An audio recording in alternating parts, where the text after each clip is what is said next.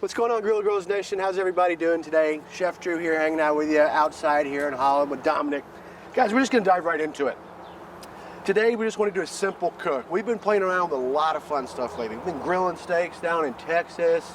We're making bone marrow butter and all this crazy stuff, and we love doing that. But also, simplicity speaks volumes, okay? Today, we're just gonna do a straight up roasted chicken, okay, or smoked chicken on our smoker. Simple seasoning, simple stuffing inside the cavity. We're gonna do a nice cold green bean salad, okay? When I was a professional chef in the kitchen, whenever I'd have a new cook come in, I would always have them cook something. It's called a black box. They didn't know what they were gonna be making, all right? Every single time I had them roast me off, very simple, straightforward chicken. If you can do something like that or make a simple omelet, guys, then I know you're technically sound. I know you can cook, and this is a very simple way to do it. Also, simple is great for you guys. Sometimes you get home, you can make this salad ahead of time the night before, throw it in the fridge, it's even better the next day. Come home, season up a chicken, throw it right on your smoker there. 2 hours later, let it rest for a minute, it's done. After a long day at work, sometimes simple is great. So we're gonna jump right into it, okay? Have about a 5-pound young chicken here, all right? I like that number 5, it feeds 4, or 5 pounds, it feeds 4 people perfectly. And it's easy, it's consistent, all right? Just gonna do nothing here but just trim off a little bit of this fat. That's all we need to do. This one came with a giblet package, guys. We threw that away. You can use that to make gravy if you want to. That's completely up to you, all right? One thing I did do is I took this out and I rinsed it off, okay, and I let it sit in the, and I patted it really nice and dry, and I let it sit in the refrigerator for 1 hour and let that skin kind of firm up a little bit. That's gonna make it crispy on the other side. Then I brought it out of the refrigerator about 30 minutes ago, knock a little bit of that chill off before it goes in the smoker, guys. 275. Literally, like, set your clock by it, 2 hours, you're gonna be at 160 degrees, pull it out for the rest, cook the rest away to 165, it's ready to go. All right, so without further ado, this is what we're gonna do. We're gonna season the inside of this cavity. A lot of people forget to do this, and it's crucial. We're using our What the Cluck seasoning today. We don't need anything else. We're gonna go right inside this cavity, and we really wanna be generous with it, guys. Let's not be skimpy, all right? Inside the cavity, very, very simple. A couple of sprigs of fresh thyme. You can throw some butter in there if you want to, don't have to. Whole lemon cut in half. Don't even need to squeeze it. In we go, boom and boom. Why is it so important to season the inside of the turkey or the chicken? Honestly, you just want to season everything. If you don't season this, a lot of people have of the theory that you only need to season the inside because you're gonna get more direct contact with some of the skin on the inside. You just really need to season it inside and outside and everywhere, okay? It's so important to season that inside of the chicken or turkey or whatever you're making. Remember that around Thanksgiving time, all right? Little coating of oil on the outside. We're just using vegetable oil here today. Just a little bit, guys. And this is just acting as a binder for our spice, okay? That's it. You can use mustard if you want to, but for something simple like this, I'm just going with a little bit of vegetable oil. Vegetable oil is important because it has that higher flash point, as we've talked about lots of times, guys. And we're just really going to get stuck in there with this seasoning, all right? Make sure we're getting here this little chicken armpits.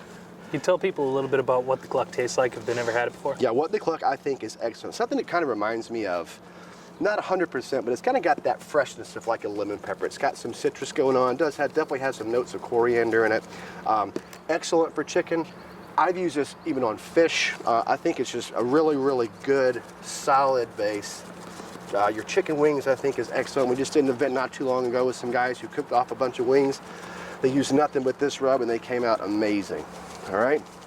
All right, guys. Nice liberal seasoning on the outside, as we can see. I think we're good. I'm gonna do a little more. We really want to get it in there, okay? On this back side here. All right. Now we're gonna open up our grill here, 275 degrees, guys. You can see we're rocking and rolling. I'm gonna throw it in, backside down, breast side up. If you wanted to, we could trust this, my bad. If you wanted to, we could trust this, kind of bring everything close together. I like smoking them just like this. That smoke can kind of penetrate the whole bird. That's completely up to you. You can also chop these little wing tips off if you want. I like just throwing the whole bird in there myself, all right? Is there a reason you put that breast up, or? Not really. I just have always heard that you're supposed to put it in breast up, to be honest with you. I don't really have the exact explanation as to why. I know a lot of times Breast can get kind of dry. A lot of times people will stud the breast, meaning they'll put lard in it or they'll cover it with bacon. Obviously in that moment, you're gonna wanna have your breast side up to keep that fat plug kind of intact there, okay? Yeah, one of my favorite things to do to a chicken or turkey is that like butterball method. You know, Yep. you take chunks of butter, rub them in some garlic or some rosemary, and then stuff it in between that layer of skin. In between the layer of skin. And at that point, obviously, we're gonna make sure that we have that breast side up. All right, guys. Next thing we're gonna do, and I highly recommend making this the day before, okay? You don't have to. If you're not gonna be able to make it the day before, 4 hours before is kind of a good benchmark, but whatever you want. Okay, cold green bean casserole. Casserole, what am I thinking? This isn't Thanksgiving. Salad, all right? Have 1 pound of green beans here, trimmed, okay? What I mean by trimmed, is all the little sides here, on the ends, usually come with a little stalk. We just pull those off, all right? So trimmed 1 pound of green beans. In we go. What I did to these green beans is I blanched and I shocked it. What I mean by that is I brought some boiling water to a boil, obviously. Boiled these for about 3 minutes. Then I took them out and I dunked them in an ice bath. That cooked it, or partially cooked it. So we're maintaining that green color. We're getting a little bit more texture where it is cooked, but it's still a little bit crunchy, okay? We want that crunch for this salad. Next thing we're gonna do, cut up some cherry tomatoes, just right here in half, okay? Super simple. No magic number to this. I think in your recipe I call for a cup, but put as many as you want. If you like tomatoes, go nuts. We chop these or cut these right in half here, all right? Is there any difference between a cherry tomato and a grape tomato and all those other small ones? It really comes down to the shape, man. It truly comes down to the shape. Plum tomatoes, cherry tomatoes. It really is just, it's all about that shape. Got it. Here we go. A couple more here. I tend to really like tomatoes. My mother-in-law makes some tomatoes. I swear, this should be their own food group. All right, if you're listening out there. All right, guys, here we go. A couple more, 2 more here, then we'll be all set. All right. What about the like colored tomatoes? Do those have any difference to them either? I think the flavor profile is essentially the same, but I really like those for the aesthetic. I think it looks really, really cool. We do a lot of that here over our videos, and I pick those out strictly because I just think it looks nice, all right?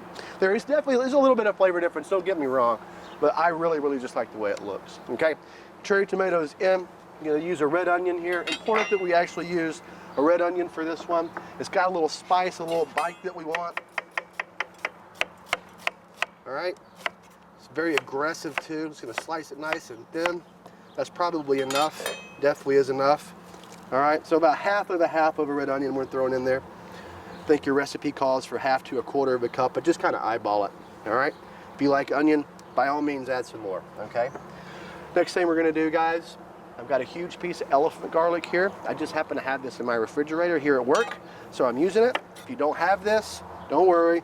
3 to 4 cloves of garlic, that's all we need. And we're just gonna shave this, guys. Nice and thin as we can. Boom. And again. Boom. And we're gonna throw this in whole, just like this. That's all we need. You can mince it if you like. I personally really love garlic. I'm just gonna call for it to be sliced in this recipe, all right? It's really, really good. Next thing we're gonna do, guys, we're gonna take our almonds, and something I could have and perhaps even should have done, you can toast these almonds off, give it some more, kind of really bring those essential oils out, or you can fire up your smoker, fire up your Grilla 400 degrees for about 5 minutes, get a little bit of color on there, infuse some of that smoke flavor. That would have been really cool in this instance. I didn't do it. Should have done it though, just kind of food for thought. Your recipes call for shaved almonds.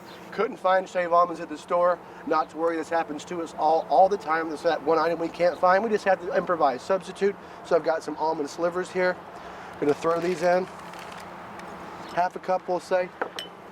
Next thing we're gonna do, guys, goat cheese crumbles. You can buy goat cheese and crumble it yourself if you can't find the crumbles. I happen to like goat cheese, so we're gonna put about a cup of it in there. That's ready to go.